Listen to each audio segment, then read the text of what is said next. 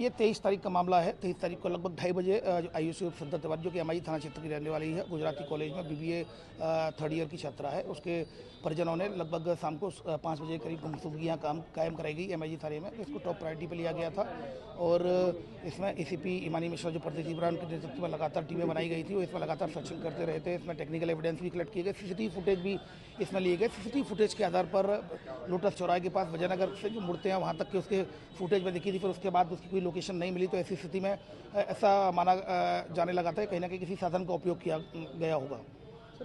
इसमें लगातार फिर सीसीटीवी फुटेज देखे उसके बाद परिजनों को ने आशंका जताई थी सार्थक से कि उसका फ्रेंड था, हो सकता है सार्थक के साथ गई हो या सार्थक का कोई हाथ रहा हो, तो सार्थक पर संदेह किया था। सार्थक के जब स्टेटमेंट लिए गए तो उसकी तरफ बताया गया कि 15 दिन पहले झगड़ा हुआ तो ब्लॉक कर दिया गया था। ऐसी स्थिति में उसको इसकी कोई बात नहीं हुई है।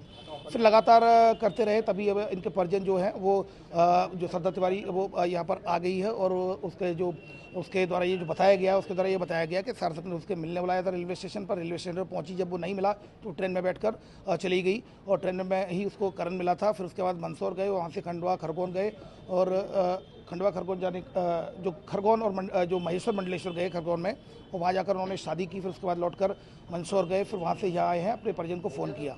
अभी फिलहाल इसको द्वारा ये बताया गया, स्टेटमेंट चल रहे हैं, सारी चीज़ों को वेरीफाइड करना है। वेरिफिकेशन के बाद उसमें आगे जांच की जाएगी। फिलहाल अभी तक की स्थिति में, चूँकि प्रारंभ में स्टेटमेंट्स पूरे नहीं हुए हैं, एसीपी इमानी मिश्रा उनके स्टेटमेंट्स ले रही हैं, अभी तक की स्थिति फिलहाल कोई अपराध की पुष्टि नहीं होती। लेकिन चूँकि अभी स्टेटमेंट्स होने हैं, सबको वेरीफाइड करना है, तो जाँच पर जैसा भी तथ्य आएंगे उसके आधार पर देखिए, जैसा कि उसकी अभी लड़की के द्वारा जो श्रद्धा तिवारी के द्वारा बताया गया है कि उसने करण से ट्रेन में मिला था और फिर उसके बाद जाकर महेश्वर मंडलेश्वर में शादी कर ली थी।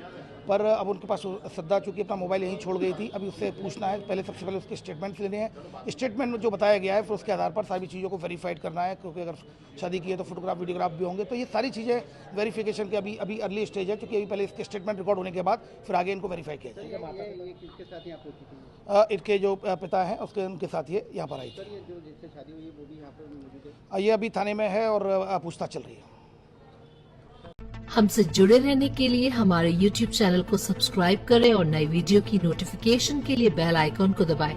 अगर आप ये वीडियो Facebook पर देख रहे हैं तो लाइक जरूर करें और ज्यादा से ज्यादा शेयर करें। धन्यवाद।